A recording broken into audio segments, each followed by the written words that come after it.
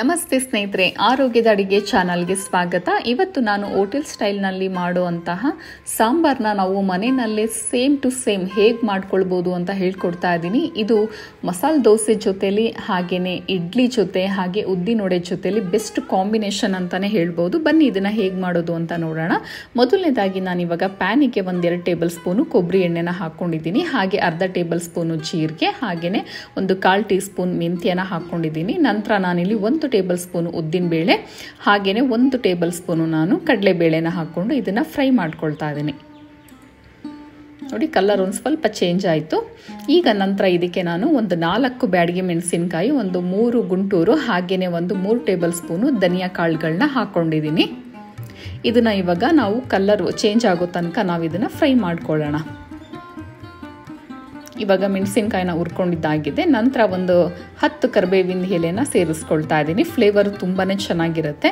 ನೋಡಿ, ಕಲರು ಈ ರೀತಿಯಾಗಿ ಇದು ಬ್ರೌನ್ ಕಲರ್ ನೋಡಿ ಎಷ್ಟು ಚೆನ್ನಾಗಿ ಬಂದಿದೆ ಅಂದ್ಬಿಟ್ಟು. ಈ ಥರ ಮೆಣಸಿನಕಾಯಿನ ತುಂಬ ರೋಸ್ಟ್ ಮಾಡ್ಕೊಳ್ಳೋಕೆ ಹೋಗ್ಬಿಡಿ. ಇವಾಗ ಇಷ್ಟು ರೋಸ್ಟ್ ಆದರೆ ಸಾಕು. ನಂತರ ಇದಕ್ಕೆ ನಾನೊಂದು 3 ಟೇಬಲ್ ಸ್ಪೂನು ಕೊಬ್ಬರಿ ತುರಿನ ಹಾಕ್ಕೊಂಡು ಇದನ್ನು ಸಹ ಇವಾಗ ಫ್ರೈ ಮಾಡ್ಕೊಳ್ತಾ ಇದ್ದೀನಿ. ಸುಮಾರು ನಾವು ಎಲ್ಲನೂ ಇಲ್ಲಿ 3-4 ನಿಮಿಷಗಳ ಕಾಲ ನಾವು ಫ್ರೈ ಮಾಡಿಕೊಂಡ್ರೆ ಸಾಕು. ನೋಡಿ, ಈ ಕಲರ್ ಇವಾಗ ಬ್ರೌನ್ ಕಲರ್ ಆಗಿದೆ. ಈಗ ಸ್ಟವ್ನ ಆಫ್ ಮಾಡ್ಕೊಂಡಿದ್ದೀನಿ. ಇದು ಇವಾಗ ತಣ್ಣಗಾಗಬೇಕು. ನಂತರ ಇವಾಗ ನಾನು ಕುಕ್ಕರ್ಗೆ 4-5 ಟೇಬಲ್ ಸ್ಪೂನು ನಾನು ತೊಗರಿಬೇಳೆ ಅಷ್ಟೇ ಪ್ರಮಾಣದಲ್ಲಿ ನಾನು ಹೆಸರು ಬೇಳೆನ ತೊಗೊಂಡು ಇದನ್ನು ನೆನೆಸಿ ಇಟ್ಕೊಂಡಿದ್ದೆ. ನೀವು ಬೇಕಾದರೆ ದಿಢೀರಾಗಿ ಹಾಗೆ ತೊಳೆದು ಮಾಡ್ಕೊಳ್ಬೋದು. ನಂತರ ಇದಕ್ಕೆ ಇವಾಗ 1 ಕಪ್ಪಷ್ಟು ನೀರನ್ನ ಸೇರಿಸಿ 2 ವಿಷಲ್ ನಾನಿಲ್ಲಿ ಕೂಗಿಸ್ಕೊಂಡಿದ್ದೀನಿ. ನಂತರ ಇವಾಗ ನಾವು ಹುರಿದಿಟ್ಕೊಂಡಿರೋ ಅಂತಹ ಮಸಾಲೆನ ಇವಾಗ ಮಿಕ್ಸಿ ಜಾರಿಗೆ ಹಾಕ್ಕೊಂಡು ಇದನ್ನು ನಾವು ಪೌಡರ್ ಮಾಡ್ಕೊಂಡು ಬರಬೇಕಾಗುತ್ತೆ. ನೋಡಿ, ಇವಾಗ ಪೌಡರ್ ಮಾಡ್ಕೊಂಡು ಬಂದಿದ್ದೀನಿ. ಈ ರೀತಿಯಾಗಿ ನಾವು ಮಾಡ್ಕೊಳ್ಬೇಕಾಗತ್ತೆ. ನಂತರ ಇವಾಗ ನೋಡಿ, ಕುಕ್ಕರ್ ಕೂಡ ಇಲ್ಲಿ ತಣ್ಣಗಾಗಿದೆ. ಇಲ್ಲಿ ಓಪನ್ ಮಾಡ್ಕೊಂಡಿದ್ದೀನಿ. ನೋಡಿ, ಈ ಥರ ಸಾಫ್ಟಾಗಿ ಬೇಯಿಸ್ಕೊಳ್ಬೇಕು. ಹಾಗೆ ಇದನ್ನು ಹಾಗೆಯೇ ಸ್ಮ್ಯಾಶ್ ಕೂಡ ಮಾಡ್ಕೋಬೇಕಾಗುತ್ತೆ. ಈಗ ನಾನು ಪಾತ್ರೆಗೆ ಇವಾಗ 2 ಟೇಬಲ್ ಸ್ಪೂನು ನಾನಿಲ್ಲಿ ಪರಿಶುದ್ಧವಾದ ಕೊಬ್ಬರಿ ಎಣ್ಣೆನ ಹಾಕ್ಕೊಂಡಿದ್ದೀನಿ. ನಂತರ ಇವಾಗ ಎಣ್ಣೆ ಕಾದಿದೆ. ಇದಕ್ಕೆ ಇವಾಗ ಸಾಸಿವೆ ಕೂಡ ಹಾಕ್ಕೊಳ್ತಾ ಇದ್ದೀನಿ. ಈಗ ಸಾಸಿವೆ ಸಿಡಿದಿದ ನಂತರ ಈಗ ಈರುಳ್ಳಿನ ಹಾಕ್ಕೊಳ್ತಾ ಇದ್ದೀನಿ. 1/4 ಭಾಗದಷ್ಟು. ಇದು ತುಂಬಾ ರುಚಿ ಕೊಡುತ್ತೆ ಸಾಂಬಾರ್ಗೆ. ಹೋಟೆಲ್ನಲ್ಲಿ ಸಾಮಾನ್ಯವಾಗಿ ಇದೇ ಈರುಳ್ಳಿನೇ ಅಲ್ಲಿ ಬಳಸೋದು. ಇದನ್ನು ನಾವು ಸಾಂಬಾರ್ ಈರುಳ್ಳಿ ಅಂತಲೂ ಕರಿತೀವಿ. ಇದನ್ನು ಫ್ರೈ ಮಾಡ್ಕೊಂಡಿದ ನಂತರ 1 ಬ್ಯಾಡಗಿನ ನಾನು ಮುರಿದು ಹಾಕ್ಕೊಂಡಿದ್ದೀನಿ. ಹಾಗೆಯೇ ಸ್ವಲ್ಪ ಕರಿಬೇವಿನ ಸೊಪ್ಪನ್ನು ಸೇರಿಸ್ಕೊಂಡಿದ್ದೀನಿ. ನಂತರ ಇದಕ್ಕೆ 1 ಟೊಮೊಟೊನ ಹಾಕ್ಕೊಳ್ತಾ ಇದ್ದೀನಿ. ಹಾಗೆಯೇ ರುಚಿಗೆ ತಕ್ಕಷ್ಟು ಉಪ್ಪನ್ನು ಸೇರಿಸ್ಕೊಂಡು ಇದನ್ನು ಇವಾಗ ಮಿಕ್ಸ್ ಮಾಡಿ ನಾನು ಇದನ್ನು 2 ನಿಮಿಷಗಳ ಕಾಲ ನಾನು ಇದನ್ನು ಮುಚ್ಚಿಟ್ಬಿಟ್ಟು ಬೇಯಿಸ್ಕೊಳ್ತಾ ಇದ್ದೀನಿ. ನಾವು ಉಪ್ಪು ಹಾಕಿ ನಾವು ಬೇಯಿಸಿ ನಾವು ಮಾಡ್ಕೊಳ್ಳೋದ್ರಿಂದ ಬೇಗನೆ ಸಾಫ್ಟಾಗಿ ಬೆಂದ್ಬಿಡುತ್ತೆ. ನಂತರ ಇದಕ್ಕೆ ಇವಾಗ ಇಂಗಿನ ಪೌಡರ್ನ ಇವಾಗ ಹಾಕ್ಕೊಳ್ತಾ ಇದ್ದೀನಿ. ಈಗ ಮತ್ತೆ ಮಿಕ್ಸ್ ಮಾಡ್ಕೊಳ್ತಾ ಇದ್ದೀನಿ. ನೋಡಿ, ಇಷ್ಟು ಫ್ರೈ ಆದರೆ ಸಾಕು. ಟೊಮೊಟೊ ಎಲ್ಲ ಕಂಪ್ಲೀಟ್ ಇಲ್ಲಿ ಸ್ಮ್ಯಾಶ್ ಆಗೋ ರೀತಿಲಿ ಇದು ಬೆಂದಿದೆ. ಇದು ಬೇಯಿಸಿಟ್ಕೊಂಡಿರುವಂತಹ ಬೇಳೆನ ಇದಕ್ಕೆ ಸೇರಿಸ್ಕೊಳ್ತಾ ಇದ್ದೀನಿ. ಇವಾಗ ಒಂದ್ಸಲ ನಾನು ಇದನ್ನು ಮಿಕ್ಸ್ ಮಾಡ್ಕೊಳ್ತಾ ಇದ್ದೀನಿ. 1 ನಿಮಿಷ ನಾವು ಇದನ್ನು ಚೆನ್ನಾಗಿ ಮಿಕ್ಸ್ ಮಾಡ್ಕೊಳ್ಳೋಣ. ನಂತರ ಇದಕ್ಕೆ ನಾವಿವಾಗ ರುಬ್ಬಿಟ್ಕೊಂಡಿರುವಂತಹ ಅಂದರೆ ಪೌಡರ್ ಮಾಡಿಟ್ಕೊಂಡಿರೋ ಅಂಥದ್ದು ಈ ಪೌಡರ್ನ ಇಲ್ಲಿ ಸೇರಿಸ್ಕೊಂಡಿದ್ದೀನಿ. ನಾನಿಲ್ಲಿ ಕಂಪ್ಲೀಟು ಎಲ್ಲನೂ ಇಲ್ಲಿ ಹಾಕ್ಕೊಂಡಿದ್ದೀನಿ. ಇವಾಗ ಚೆನ್ನಾಗಿ ಮಿಕ್ಸ್ ಮಾಡ್ಕೊಂಡಿದ್ದಾಗಿದೆ. ಇದಕ್ಕೆ ಇವಾಗ ಆರ್ಗ್ಯಾನಿಕ್ ಬೆಲ್ಲ ಅರ್ಧ ಟೇಬಲ್ ಸ್ಪೂನು ಸೇರಿಸ್ಕೊಂಡಿದ್ದೀನಿ. ಹಾಗೆ ಅರಿಶಿನ ಪುಡಿ ಸ್ವಲ್ಪ.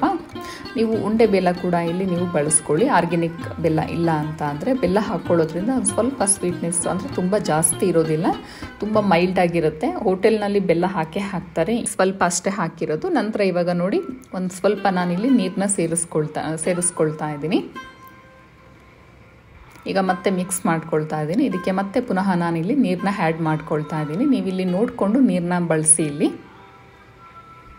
ಇವಾಗ ಮತ್ತೆ ಇದನ್ನು ಮಿಕ್ಸ್ ಮಾಡ್ಕೊಳ್ತಾ ಇದ್ದೀನಿ. ಹೋಟೆಲ್ನಲ್ಲಿ ಯಾವ ರೀತಿ ಇರುತ್ತೆ ಅಂದರೆ ಸಾಂಬಾರು ಈ ಕಡೆ ತುಂಬ ಗಟ್ಟಿನೂ ಇರೋಲ್ಲ, ಈ ಕಡೆ ತುಂಬ ನೀರು ಇರೋದಿಲ್ಲ.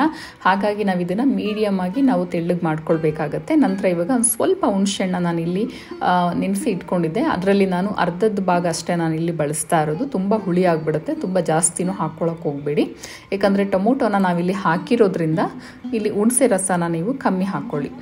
ಹಾಗೆ ಇವಾಗ ಮಿಕ್ಸ್ ಮಾಡ್ಕೊಂಡಿದ ನಂತರ ಈಗ ಸ್ವಲ್ಪ ಗ್ಯಾಪ್ನ ಬಿಟ್ಟು ನಾವು ಪ್ಲೇಟ್ನ ಮುಚ್ಚಿ ಸುಮಾರು ಒಂದು 5-6 ನಿಮಿಷ ನಾವು ಕುದಿಸ್ಕೊಳ್ಬೇಕಾಗುತ್ತೆ. ಮಧ್ಯದಲ್ಲಿ ಒಂದ್ಸಲ ಚೆಕ್ ಮಾಡ್ಕೊಳ್ಳಿ. ಈ ಸುತ್ತ ಏನು ಕಾಣಿಸ್ತಾ ಇದೆ ಇದೆಲ್ಲ ಕಂಪ್ಲೀಟು ಇದೆಲ್ಲ ಹಿಂಗಬೇಕು.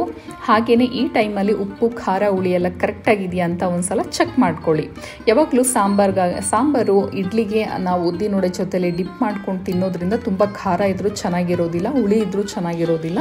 ಒಂದು ಸ್ವಲ್ಪ ಆದಷ್ಟು ಖಾರ ನಿಮ್ಮ ಕಮ್ಮಿನೇ ಹಾಕ್ಕೊಳ್ಳಿ ಇಲ್ಲಿ.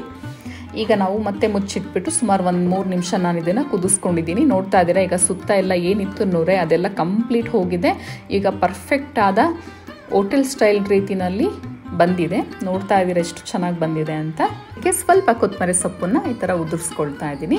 ಇಷ್ಟೇ ಸ್ನೇಹಿತರೆ, ತುಂಬ ಸಿಂಪಲ್ಲು, ತುಂಬಾ ರುಚಿಕರವಾದಂತಹ ಹೋಟೆಲ್ ಸ್ಟೈಲ್ ರೀತಿ ಸಾಂಬಾರನ್ನ ನೀವು ಕೂಡ ಮನೆಯಲ್ಲಿ ಟ್ರೈ ಮಾಡಿ, ತುಂಬ ಚೆನ್ನಾಗಿ ಬರುತ್ತೆ.